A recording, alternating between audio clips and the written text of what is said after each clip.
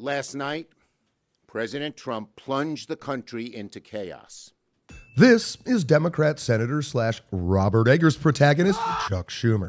For 74 years, he has stalked the earth in pursuit of two and only two things: the human blood he needs to sustain the leathery sack where most people just have aliveness, and the human misery he needs to sustain the tenebrific void where most people...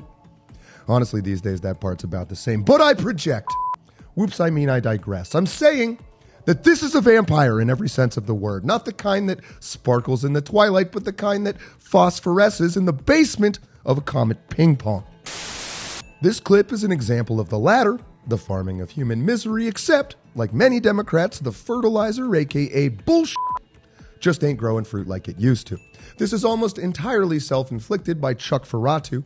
It's hard to maintain the perception of authority when you spend 8 straight years obliviously broadcasting to the world that not only are you wholly incapable of relating to the common American, but also that you're willing to pretend you have any interest in genuinely doing so in the first place.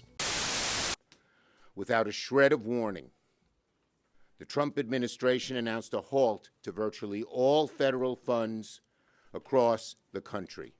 All federal funds across the country? Horrifying. Let's explore that lie. On January 20th, 2025, President Donald Trump issued an executive order to temporarily pause federal funding for various programs.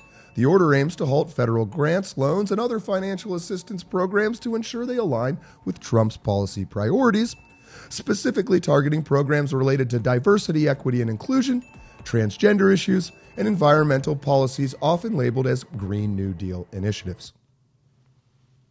The pause on federal financial assistance was set to take effect at 5 p.m. Eastern on January 28, 2025. However, a federal judge temporarily blocked this order until at least 5 p.m. on February 3rd due to legal challenges asserting the order's unconstitutionality.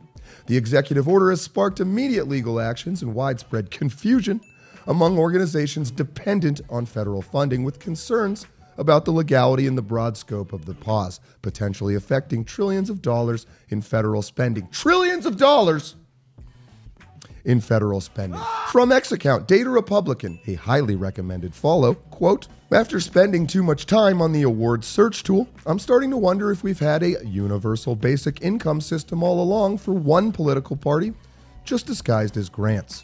Data Republican is referring to this self-made tool, a means of searching active government grants by keyword. Here's just a brief snapshot of where those trillions of dollars are going.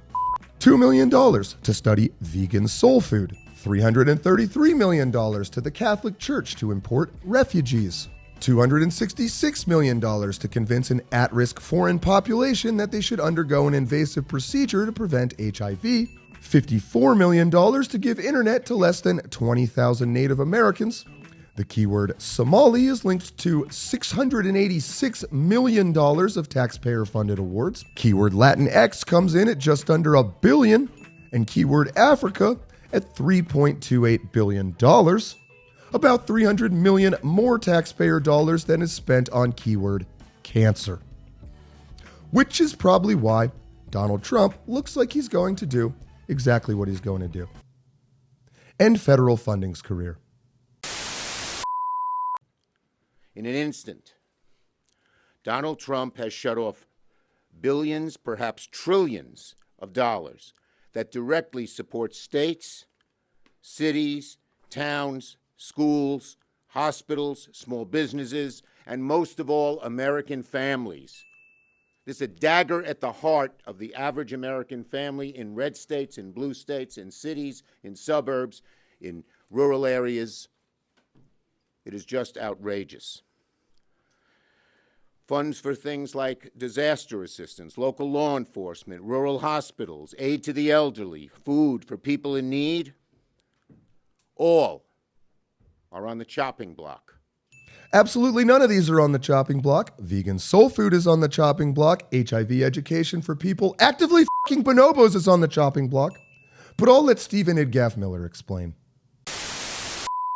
The But before we get started, I'm only going to do 5 minutes because we had a whole press briefing with Caroline, and I don't want to. Stephen, can you just give us a sense of how long is this temporary pause on federal funding? How long is this pause going to last? Well, the terms of the executive order is 90 days, but it's important to understand that it's a review process to say that there's for discretionary spending that's not directed by Congress or required by law. So this would be, for example, something like a contract to a non-governmental organization to teach, say, critical race theory, that there has to be a politically appointed individual in the departments or agencies who simply reviews and approves the expenditure so that we have control, democratic control over the operations of government.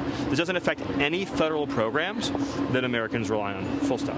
It's not going to have any impact on any Americans and what they rely on? Any program, like a benefit program that Americans rely on. Like Meals on Wheels.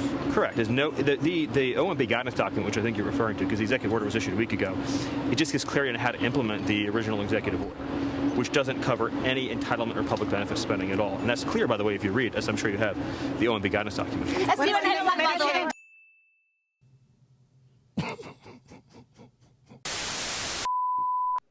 Why? They need tax cuts for the ultra-wealthy, and these cuts, they think, will fund them. Every one of our offices has been deluged with calls from people who are in panic. What is this going to mean? What if I have a hospital that has people on life support? What are we going to do? And just like the January 6th pardons, this decision is lawless, dangerous, destructive, cruel. It's illegal. It's unconstitutional. I spoke to my Attorney General this morning. She's head of the State Attorneys General Association. They're going to court right away on this horror. This, plain and simple, this is Project 2025. Holy shit. Project 2025 by another name. They knew how unpopular Project 2025. Skip!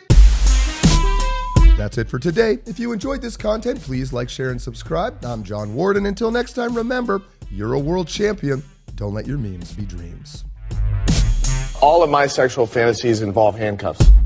Holy fucking shit! This fucking timeline is lit. Oh, oh.